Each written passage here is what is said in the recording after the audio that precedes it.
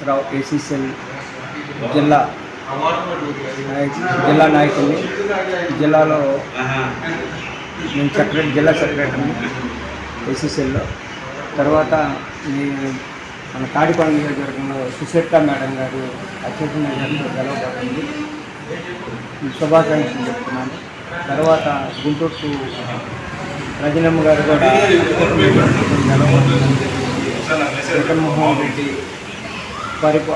పథకాలు కానీ దానివల్ల అత్యధిక మెజార్టీతో గెలవబోతుంది. ఎంతమంది ఎంత ప్రయాణించుకున్నా కూడా ఏమి కాదు, జనం మా పక్షాన్ని ఉంటారు. జగన్మోహన్ రెడ్డి చేసిన ఇల్లు కానీ స్థలాలు కానీ అమ్మఒడి కానీ ఇలాంటి స్కూల్స్ కానీ అన్ని కూడా చాలా మంది కష్టాలు చేశారు. జనం కూడా బొమ్మరాలు ఏదైనా కానీ వైసీపీ కానీ నాయకులు కానీ 4వ తారీఖున జరగబోయేదానికి ఓటింగ్ చాలా అప్రమత్తంగా చూసుకొని బాధ్యతగా మనందరం చేయాలని కూర్చోయాలని నాయకులు కానీ కార్యకర్తలు కానీ జనాలు ఎవరైనా సరే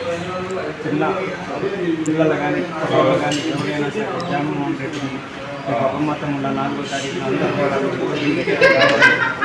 దీపాలు చేయాలని నేను రేపు 9వ తారీఖు 4వ తారీఖు జరగబోయేదానికి మన కిలార్ రోషి గారు కానీ 7 నియోజకవర్గాలలో కూడా అత్యధిక మెజార్టీతో గెలవబోతున్నారని చెప్పేసి నేను శుభాకాంక్షలు తెలియజేస్తున్నాను.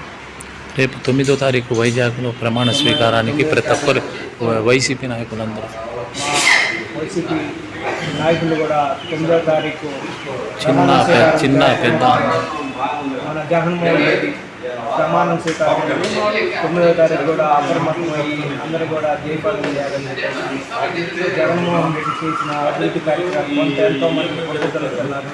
అవన్నీ సాధ్యం కాదు. జగన్మోహన్ రెడ్డి పథకాల వల్ల జగన్మోహన్ రెడ్డి ఏ ప్రభుత్వం కూడా ఏ నాయకుడు కూడా అకౌంట్లో డబ్బులు వేసి ఏ ముఖ్యమంత్రి కూడా చేయలేదు. జగన్మోహన్ రెడ్డి వల్లే సాధ్యమైంది.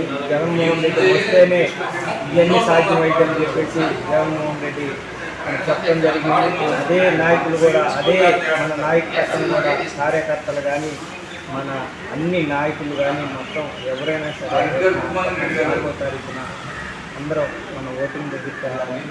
ఏజెంట్లు కూడా అప్రమత్తంగా ఉండాలి. జగన్మోహన్ రెడ్డి 9వ తారీఖు సీఎం